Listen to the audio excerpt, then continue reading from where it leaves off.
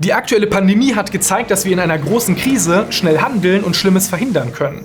Die Regierung hat sich dabei von Expertinnen und Experten beraten lassen und auf der Basis von wissenschaftlichen Erkenntnissen Entscheidungen getroffen. Es lief zwar bei weitem nicht alles perfekt, aber im Großen und Ganzen ist die deutsche Bevölkerung mit den Maßnahmen zufrieden. Wann wir mit dieser Krise fertig sind, das kann heute noch keiner sagen. Was wir aber wissen, ist, dass uns eine andere noch bevorsteht: der Klimawandel. Diese Krise kommt nicht so plötzlich und hat keine so direkt sichtbaren dramatischen Konsequenzen. Die globale Erwärmung wirkt auf die meisten Menschen noch nicht wie eine Katastrophe, die unmittelbares Handeln erfordert. Das ist sie aber. Und sobald sie wie eine Katastrophe wirkt, ist es bereits zu spät. Was können wir also tun, um auch diese Bedrohung rechtzeitig abzuwenden? Könnte die aktuelle Krise ein Vorbild sein, wie Wissenschaft und Regierung enger zusammenarbeiten können? Oder noch weiter gedacht, wäre eine Regierung nur aus Wissenschaftlern in der Lage, die Klimakrise zu verhindern? Herzlich willkommen zu einem neuen Video auf Dr. Watson und vergesst nicht, den Kanal zu abonnieren, um kein neues Video zu verpassen. Ich bin ein Mann der Zahlen und ich kann nur das bewirken, was wirklich passiert. Und es passiert leider nichts. The planet's on fucking fire. Es gibt eine ganze Menge Sachen, in denen wir ziemlich sicher sind. Und deshalb müssen wir dem Ratschlag der Wissenschaft folgen. Wahrheit ist das einzige Kapital der Wissenschaft. Dieses Video ist eine Koproduktion mit Arte und dem CNC. Wir wollen hiermit auf Es wird Zeit aufmerksam machen. Das ist eine europaweite, interaktive Echtzeitumfrage, die sich vor allem an junge Menschen richtet. Dort geht es um die globale Erwärmung und den Umweltschutz, aber auch Fragen zum Selbstbild und der Digitalisierung werden gestellt. Und ein paar dieser Fragen haben mich dazu inspiriert, ein Gedankenexperiment aufzustellen. Wie würde die Wissenschaft Deutschland regieren? Und vor allem, könnte sie den Klimawandel aufhalten?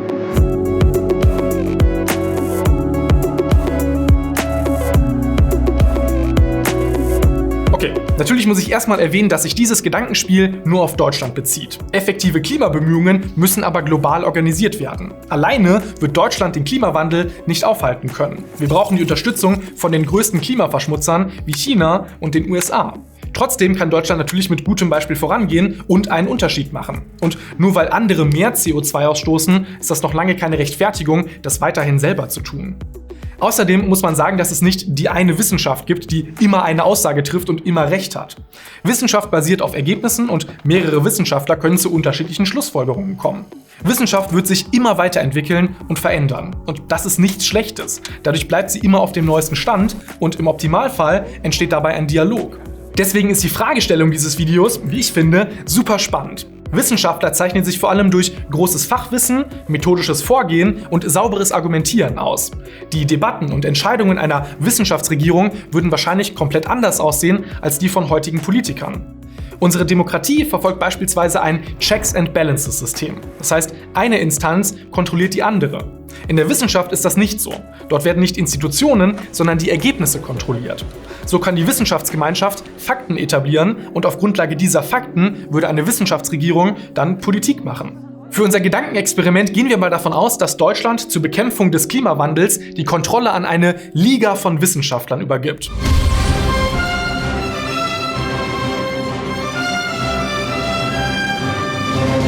Diese Wissenschaftler sind Experten auf allen möglichen Gebieten. Meteorologie, natürlich, aber auch Energieingenieurwesen, Wirtschaftswissenschaften und Politikwissenschaften oder auch Psychologie sollte alles dabei sein. Alle Bereiche sollten abgedeckt werden. Bei einem ersten Treffen versammelt sich diese Liga und dann muss sie sich natürlich einen Plan überlegen.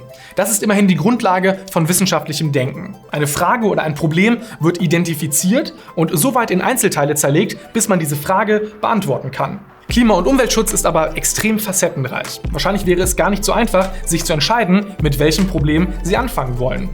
Wahrscheinlich würde es zu großen Debatten kommen. Massentierhaltung, CO2-Ausstoß, öffentliche Gesundheit, Landschaftserhaltung, Biodiversität. Die Liste ist ziemlich lang. Aber viele Probleme stehen tatsächlich in kausalem Zusammenhang mit der globalen Erwärmung. Und ein Faktor scheint dabei zentral zu sein: CO2. Massentierhaltung geht zum Beispiel mit der Rodung von Wäldern einher und erzeugt Treibhausgase. Die Rodung von Wäldern sorgt dafür, dass dort weniger CO2 gespeichert werden kann und gerodetes Holz wird per Schiff über den Atlantik transportiert. Wieder CO2. Es würde also Sinn ergeben, genau dort anzusetzen. Massentierhaltung, der Energiesektor und so gut wie jedes Produkt verursacht CO2-Emissionen. Denn egal ob es deine Kleidung, dein Smartphone oder dein Auto ist, die bedeutende Mehrheit unserer Konsumgüter wird mit Hilfe von fossilen Brennstoffen produziert und dann zu dir befördert. Wie würde unsere Liga der Wissenschaftler hier für große Veränderungen sorgen können? Unsere aktuelle Regierung besitzt nicht die Entscheidungsgewalt, Unternehmen zu nachhaltiger Produktion zu verpflichten. Der Markt ist aktuell größtenteils frei und soll, nach kapitalistischen Maximen, nicht von außen reguliert werden. Deswegen haben Politiker in den vergangenen Jahren versucht, für wirtschaftliche Anreize zu sorgen, damit Firmen sich freiwillig umstrukturieren. Im ersten Schritt würde wahrscheinlich auch unsere Wissenschaftlerregierung hier mitarbeiten. Nur wahrscheinlich wesentlich mehr. Denn es hat sich gezeigt, dass das Prinzip generell gut funktioniert, nur oft wird es zu zaghaft eingesetzt. Sie könnten zum Beispiel für Fördermittel und Aufträge vom Staat voraussetzen, dass nachhaltig produziert werden muss. Oder fördern, dass Arbeitgeber ihren Mitarbeitern Fahrräder zur Verfügung stellen. Oder Bahncards oder Glasfaser, damit man von zu Hause aus arbeiten kann. Das sind alles vorsichtige Schritte in die richtige Richtung, die auch teilweise schon umgesetzt wurden. Aber was, wenn das, wie jetzt gerade, nicht ausreicht? Denn egal wie viel Anreize und Fördergelder gegeben werden, Firmen müssen profitabel sein. Solange eine umweltfreundliche Produktion nicht für schwarze Zahlen sorgt, gibt es für Unternehmen gar keinen Grund, sich umzustrukturieren. Denn das kostet Geld und Mühen. Deswegen haben viele Industrieverbände einen starken Lobbyapparat, der maßgeblich Einfluss auf die Gesetzgebung nimmt. Okay, also nicht okay, aber okay. Wenn der freie Markt dem Klimaschutz im Weg steht, könnte eine Wissenschaftlerregierung die Wirtschaft vielleicht härter regulieren? Anstatt also positive Anreize zu schaffen, müsste sie einen härteren Weg einschlagen. Umweltschädliches verteuern. Bisher wurde Klimaschutz in erster Linie von Menschen finanziert, die freiwillig mehr zahlen, um etwas Gutes zu tun. Zum Beispiel Ökostromtarife, Elektroautos oder die CO2-Kompensation beim Fliegen. So wird man aber leider nie alle Menschen gleichermaßen an den Kosten des Klimaschutzes beteiligen. Es wird immer noch mehr als genug Leute geben, die sich aus finanziellen Gründen oder aus Unwissenheit für eine klimaschädlichere Variante entscheiden. Hier muss man aber auch dazu sagen, oft können wir gar nicht genug Einblick in die Produktion von unseren Produkten, wie zum Beispiel Kleidung oder unseren Smartphones, gewinnen. Gerechter wäre es also, die Kosten des Klimaschutzes von denjenigen bezahlen zu lassen, die den Schaden verursachen. Die Liga der Wissenschaftler könnte einen CO2-Preis erheben. Das heißt, dass Firmen sich Emissionsrechte kaufen müssten, um CO2 ausstoßen zu dürfen, wodurch CO2-intensive Produkte teurer und unattraktiver werden. Und wenn man die Einnahmen aus dem CO2-Preis dann in die Förderung klimafreundlicher Alternativen steckt, dann führt das sogar zu einem doppelten Hebel. Klimaschädliche Produkte werden teurer, klimafreundliche Alternativen dagegen günstiger. Das bedeutet, für Konsumenten wird die klimafreundliche Variante gleichzeitig auch die günstigere Variante und klimaschädliche Produkte fallen langfristig von ganz alleine aus dem Markt. Von CO2-Preisen abgesehen sind auch andere gesetzliche Maßnahmen möglich. Zum Beispiel könnte die Liga der Wissenschaftler maximale CO2-Emissionen für Autos pro Kilometer festlegen. Das gibt es zwar auch heute schon, könnte aber noch deutlich konsequenter sein. Was das genau bedeutet, dazu komme ich gleich nochmal. Für manche Industrien könnte das aber ganz schön teuer sein. Kreuzfahrten oder der globale Flugverkehr würden so weniger Gewinn machen. Es gibt zwar schon das erste E-Kreuzfahrtschiff und Brennstoffzellenflugzeuge, aber ein flächendeckender Umstieg lässt noch auf sich warten. Und radikales Umdenken von jetzt auf gleich könnte auf der anderen Seite super gefährlich sein. Millionen von Jobs sind von umweltschädlicher Produktion abhängig. Eine Menge Menschen könnten ihre Arbeit verlieren.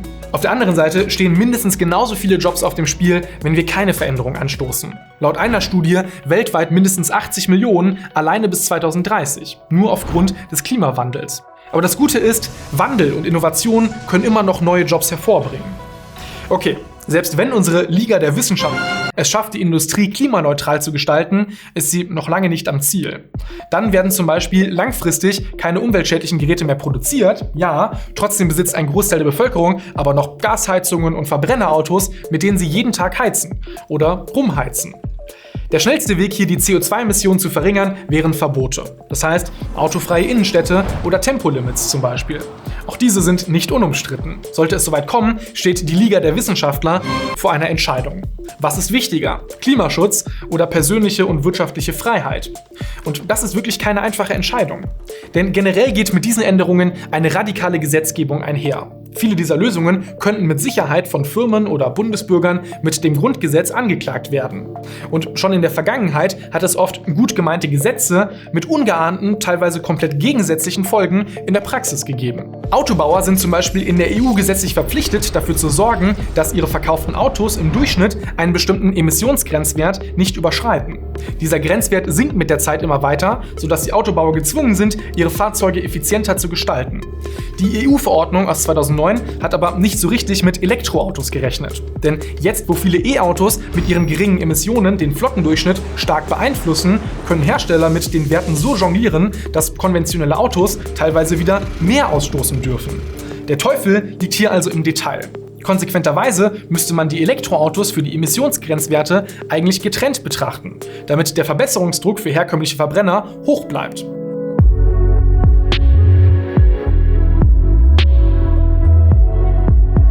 Führende Klimaforscher warnen davor, dass wir nur noch 10 Jahre haben, um die Erwärmung auf ein Maximum von 1,5 Grad zu begrenzen. Wenn wir das nicht schaffen, und danach sieht es aktuell sehr aus, würde jedes weitere halbe Grad das Risiko von Dürren, Überflutungen und extremer Hitze und infolgedessen Armut für hunderte Millionen Menschen signifikant erhöhen.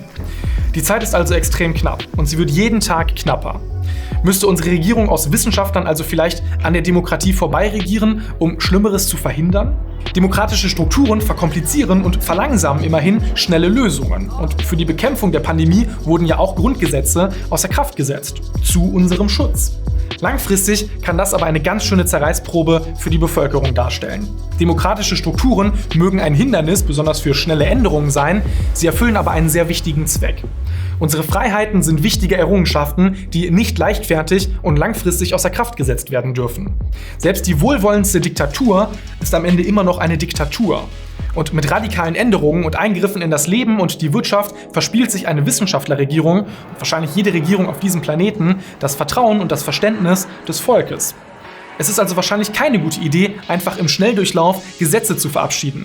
Aber wie kann unsere Liga dann den Klimawandel stoppen? Je länger ich über das Potenzial einer Wissenschaftsregierung nachgedacht habe, desto mehr ist mir klar geworden, dass zu wissen, was uns theoretisch auf den richtigen Weg bringt, nicht alles ist. Die klügsten und renommiertesten Forscher an die Spitze eines Landes zu stellen, ist leider keine Universallösung. Denn auch wenn der Klimawandel dieses Jahrhundert wahrscheinlich die größte Aufgabe für die Menschheit sein wird, macht das tagespolitische Geschehen ja keine Pause. Es ist wichtig, dass wir eine Vielzahl an Ministerinnen und Ministern mit unterschiedlichen Schwerpunkten und Hintergründen haben. Und auch Wissenschaftler fühlen sich vielleicht im Labor wohler als hinterm Rednerpult. Aus meiner Sicht wäre die vielleicht größte Waffe zur Bekämpfung des Klimawandels eine solidarische und informierte Gesellschaft. Denn wenn wir nicht alle an einem Strang ziehen, um die globale Erderwärmung zu stoppen, dann legen wir uns gegenseitig nur noch Steine in den Weg. Wenn wir alle wüssten, wie schlimm es um uns steht, dann wären Verbote gar nicht mehr notwendig. Wenn keiner mehr SUVs kauft, dann muss die Industrie von alleine umstellen. Und wenn keiner mehr Fleisch essen will, dann denkt sich die Gastronomie neue vegetarische Gerichte aus. Die enge Zusammenarbeit von Wissenschaft und Politik in der Pandemie ist wegweisend für unsere Zukunft. Es braucht Expertengremien für den Klimawandel, denen man aber auch zuhören muss. Die alleinige Kontrolle an Wissenschaftler abzugeben, wird wenig erfolgreich sein. Denn vielleicht genauso wichtig wie das Erkennen und Lösen von Problemen ist es für Verständnis in der Gesellschaft zu sorgen. Und das ist sicher keine leichte Aufgabe. Dafür braucht es gute Kommunikation und Fingerspitzengefühl. Aber das ist vielleicht die wichtigste Aufgabe unserer Zeit. Falls ihr euch jetzt fragt, was es mit dem Projekt Es wird Zeit auf sich hat, das kann ich euch gerne erklären. Es wird Zeit ist ein interaktives Projekt mit Videos von anderen Creatoren und diesem Video hier auch und vor allem einer großen Umfrage. Das Coole an der Umfrage ist, dass die Ergebnisse in Echtzeit angezeigt werden. Die Umfrage ist für die junge Generation, also für Jugendliche und junge Erwachsene wie uns. Und wir wollen uns eine Stimme damit geben. Das Ziel besteht darin, dass ihr euch ausdrücken und angesichts der gewaltigen Herausforderungen, die vor uns liegen, positionieren könnt. In der Umfrage habt ihr die Möglichkeit, eurer Meinung über unsere Gesellschaft und das, was sie durchmacht, Ausdruck zu verleihen. Die Zeit ist gekommen, dass man euch zuhört, also nutzt das Medium, um eure Meinung kundzutun. Geht jetzt auf arte.tv/eswirdzeit und füllt den interaktiven Fragebogen aus. Ich mache das jetzt auch mal und zeige euch mal, wie das so aussieht. Und werde mal ein paar Fragen beantworten, nämlich genau die Fragen, die mich zu diesem Video hier inspiriert haben. Für den Planeten würde ich prioritär folgende Verbote akzeptieren. Ja, Verbote, haben wir ja gerade schon drüber gesprochen. Generell schwierig. Ich glaube, ich würde ein Plastikverbot akzeptieren. Ich glaube, es gibt genug alternative Materialien. Abgesehen von der Medizin, dazu hatte ich auch schon ein Video gemacht, das könnt ihr euch gerne hier oben anschauen. Und was ich auch akzeptieren würde, wäre, glaube ich, ein Verbot für Verbrennermotoren, oder Verbrennerautos. Das haben zum Beispiel schon Holland, Norwegen, Großbritannien, China durchgesetzt. Einige Länder, teilweise schon ab 2025, teilweise erst ab 2040. Aber Präzedenzfälle gibt es auf jeden Fall dafür. Und ich glaube, das könnten wir auch gut überleben. Und es würde das Ganze nochmal beschleunigen hin zu alternativen Antrieben. Braucht es eine Ökodiktatur? Ich glaube nicht, dass man es Ökodiktatur nennen sollte. Ich finde, das ist ein sehr polarisierender Begriff. Aber als Antwort, nein. Ich glaube, es würde nicht helfen, wenn wir einfach an der Gesellschaft vorbei regieren. Denn, wie ich gerade schon gesagt habe, wenn wir kein Verständnis in der Gesellschaft haben, dann funktioniert das alles nicht. Und das haben wir auch in der aktuellen Situation mit der Pandemie gesehen. Erst wenn die Gesellschaft dahinter steht und das Ganze versteht, funktionieren die Maßnahmen. Und dann braucht man auch keine Diktatur mehr. Künstliche Intelligenz ist gefährlich. Erstmal abwarten, super.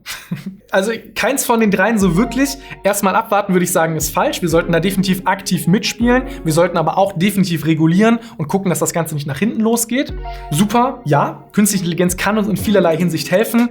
Es ist aber auch gefährlich und wir sollten definitiv wissen, welche Limitierungen künstliche Intelligenz hat. Deswegen ist es ein bisschen schwierig, da jetzt eine Antwort auszuwählen. Ich glaube, ich mache trotzdem mal, weil die Erwartungen ziemlich groß sind, würde ich trotzdem, glaube ich, super anklicken. Ich bin auch generell ein optimistischer Mensch. Erneuerbare Energien sind die Lösung der Zukunft, das Problem der Zukunft.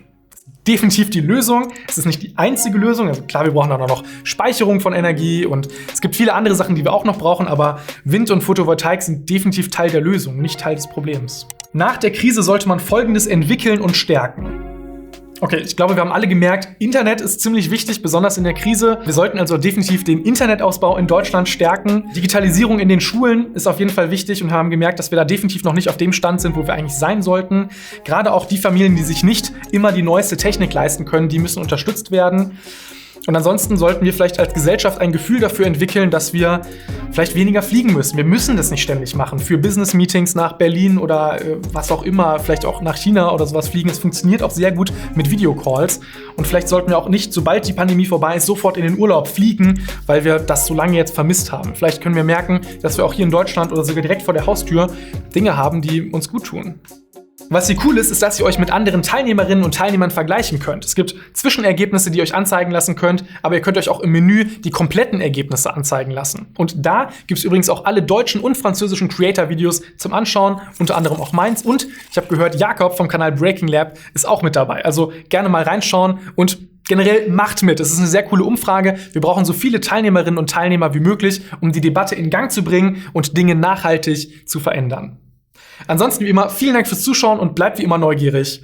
Euer Cedric.